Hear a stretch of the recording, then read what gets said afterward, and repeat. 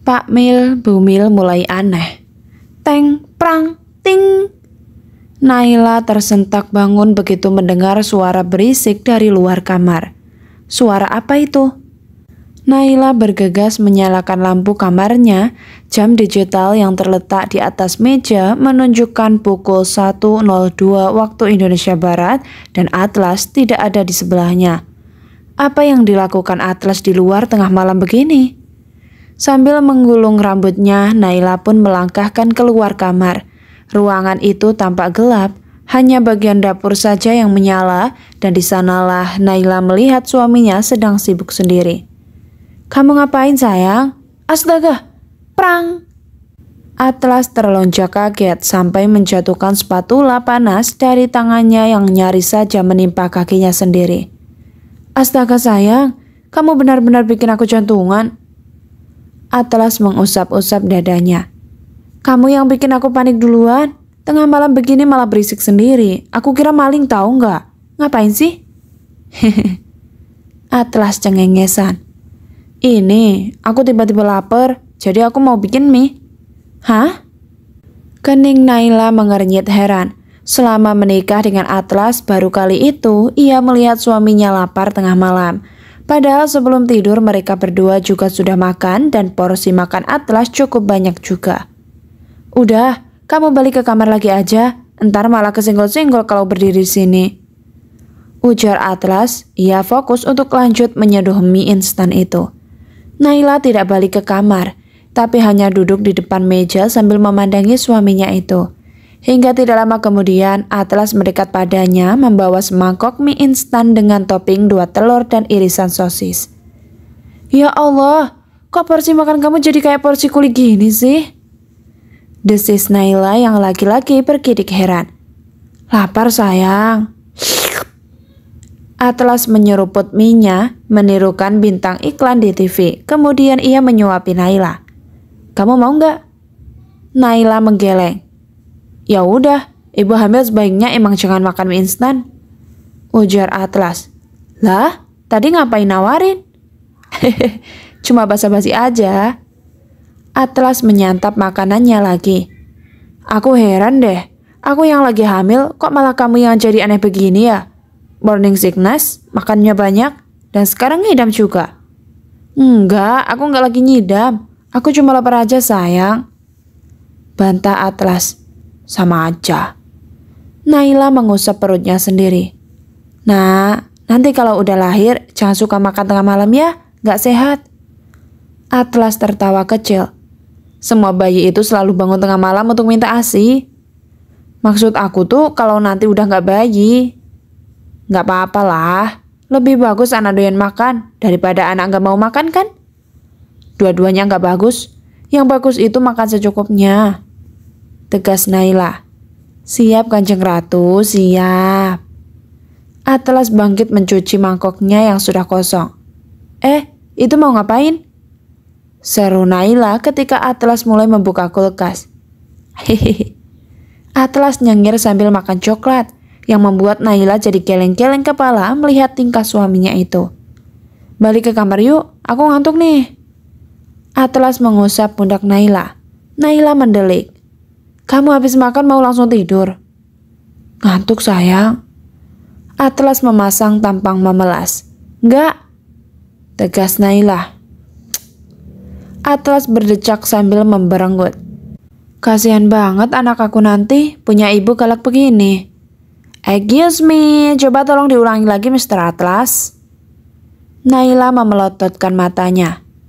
"Anak aku pasti bangga banget nanti punya ibu sepintar dan secantik kamu." Atlas langsung meralat kata-katanya daripada diterkam bulat-bulat oleh Naila. "Oh iya sayang, Yuda sama Salsa ke Bali loh. Mereka nginep di resortnya Meira. Kita nyusul ke sana yuk."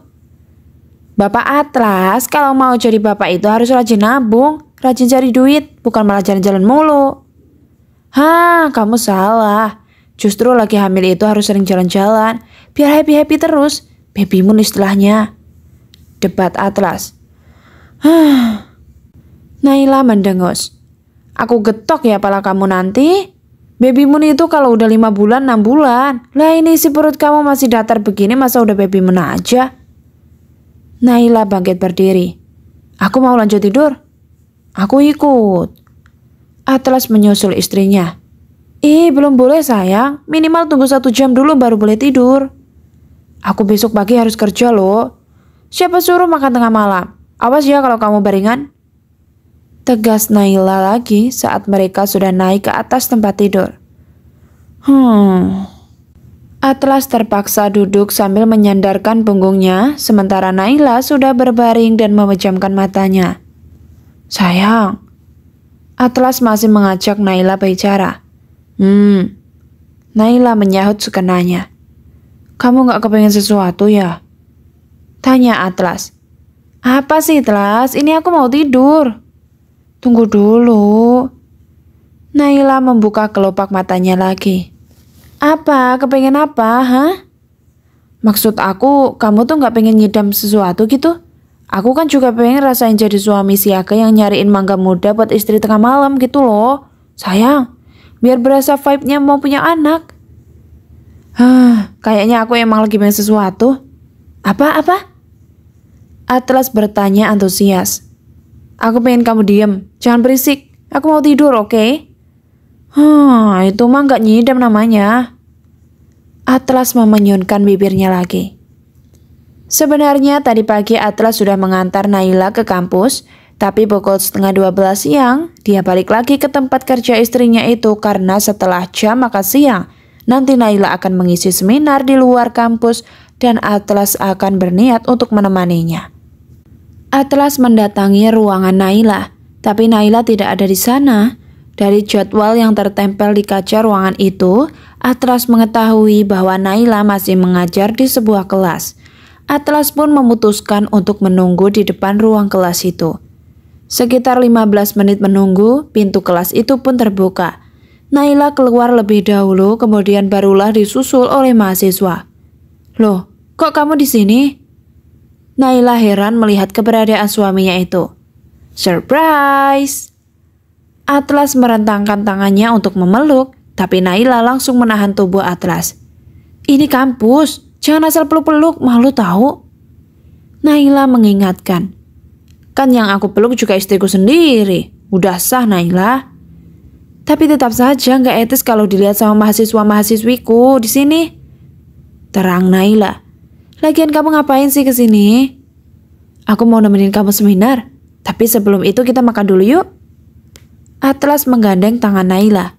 Tunggu. Sergah Naila. Emangnya kapan aku minta ditemani sama kamu? Atlas melongo beberapa saat. Emang gak ada sih, cuma inisiatif aku doang. Tapi aku gak lagi mau ditemani sama kamu. Tandas Naila. Lah kok gitu? Ya gak apa-apa, emang lagi gak mau aja. Lagian kamu punya banyak kerjaan malah main-main kesini.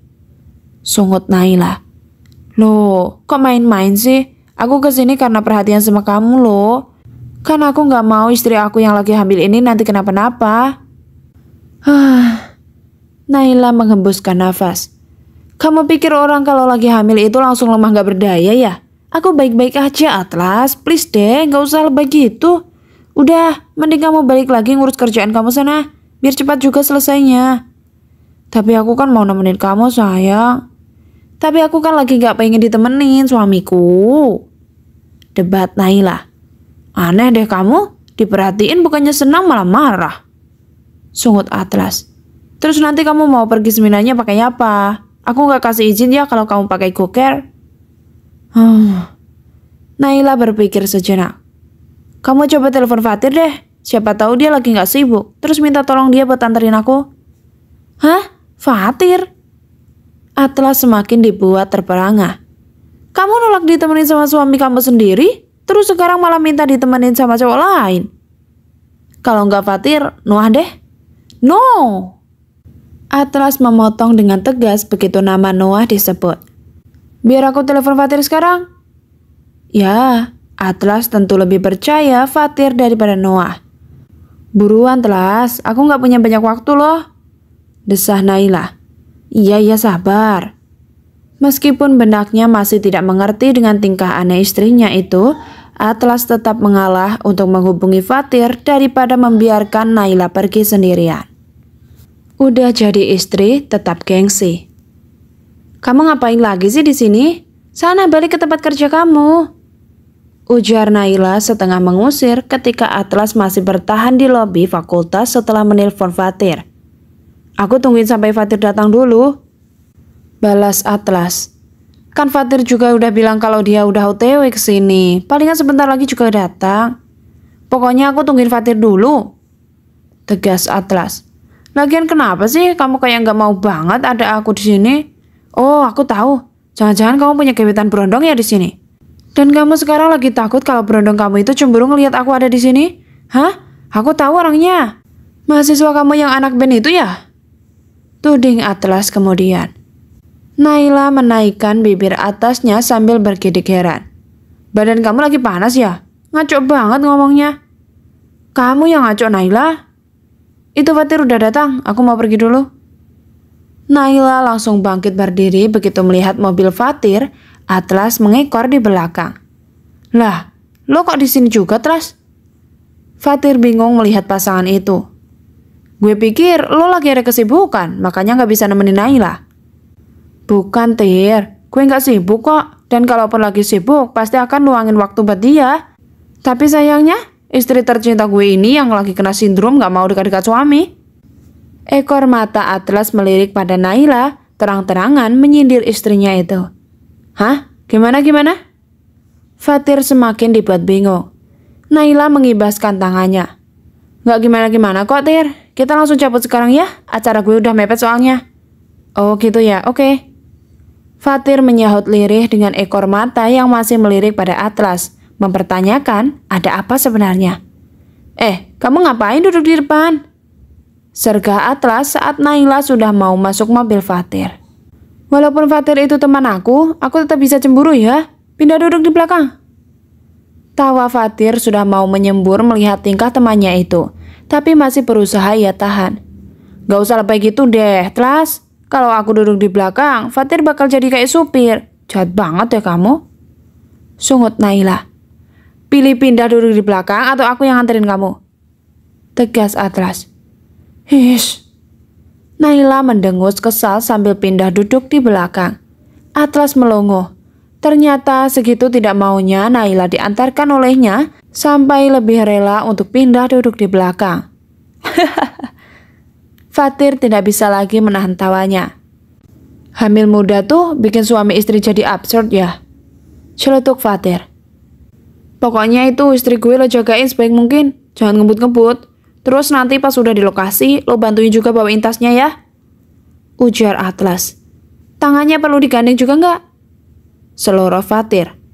Berani lo gandeng-gandeng istri gue bakar basecamp sangar lo, kecam Atlas. Bener-bener kocak. Kalau secemburuan ini terus ngapain minta tolong ke gue coba? Fatir, ayo buruan, desak Naila dari dalam mobil. Iya, Nay. Fatir menyahut cepat. Mobil itu pun bergerak pelan, mulai menjauh dari hadapan Atlas.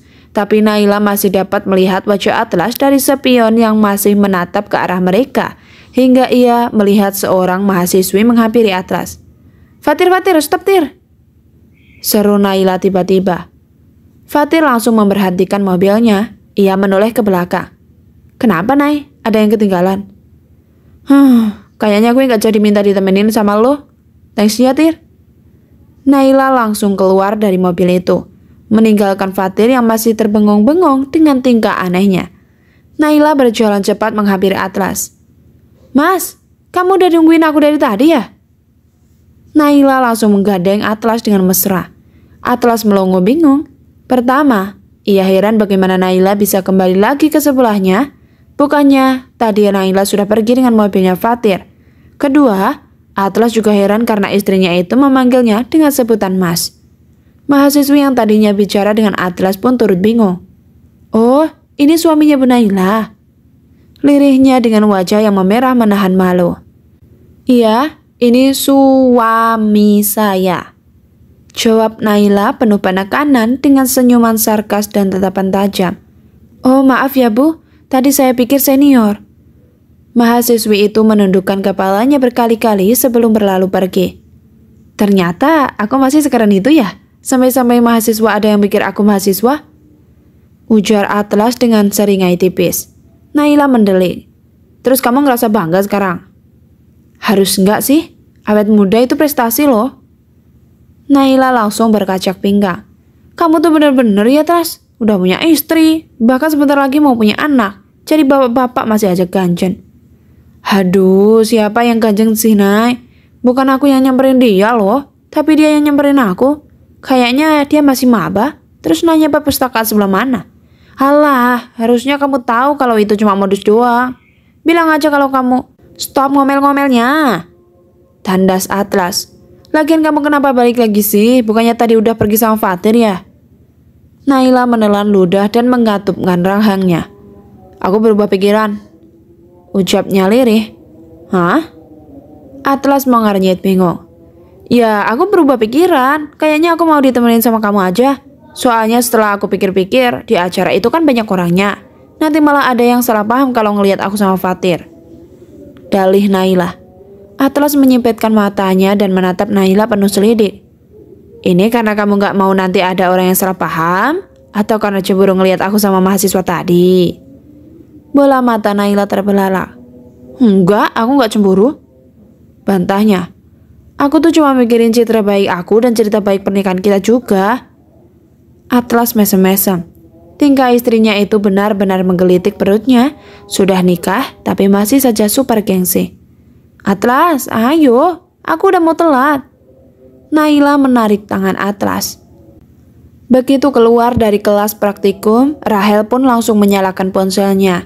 Seketika itu juga ia melihat pesan masuk dari Noah yang sudah dikirimkan laki-laki itu dari sekitar 1 jam yang lalu. Nan, Rahel, saya sedang di Jogja. Kalau kamu ada waktu, saya mau ketemu. Cukup lama Rahel terdiam membaca pesan itu, darahnya berdesir tidak karuan. Ada apa Noah tiba-tiba datang ke Jogja? Apa Noah ingin memberitahunya tentang suatu hal yang baru yang belum ia ketahui sebelumnya? Semenjak pertemuan terakhir di rumah Noah kala itu dan mengetahui bahwa Elena ternyata bukanlah ibu kandungnya, Rahel memang tidak pernah punya komunikasi apa-apa lagi dengan laki-laki itu. Setelah fakta yang mengejutkan saat itu, sebenarnya Rahel tidak siap menerima fakta baru lagi. Itu sebabnya ia juga tidak pernah meminta penjelasan pada Opa dan Oma setelah bertemu Elena. Tapi laki-laki itu sudah jauh-jauh datang ke Jogja. Rahel juga tidak ingin mengecewakannya. Ia pun membalas pesan tersebut dan mengajak Noah bertemu di lingkungan kampus saja. Selang beberapa menit kemudian, Noah pun muncul di hadapannya. Mas Nan, sudah di sini dari tadi? Cepat banget datangnya, ujar Rahel. Iya, waktu saya ngechat kamu tadi memang sudah berada di sini. Tapi tadi putar-putar dulu sambil nunggu balasan kamu. Kamu habis ini masih ada jadwal kuliah atau free? Tidak ada mas, sudah selesai untuk hari ini. Oke. Noah tampak mengusap-ngusap tangannya sendiri. Sebenarnya juga banyak pertimbangan di benaknya untuk bicara dengan Rahel. Namun entah kenapa, Noah merasa perlu menemui gadis itu. Setidaknya untuk memastikan bahwa Rahel dalam keadaan baik-baik saja.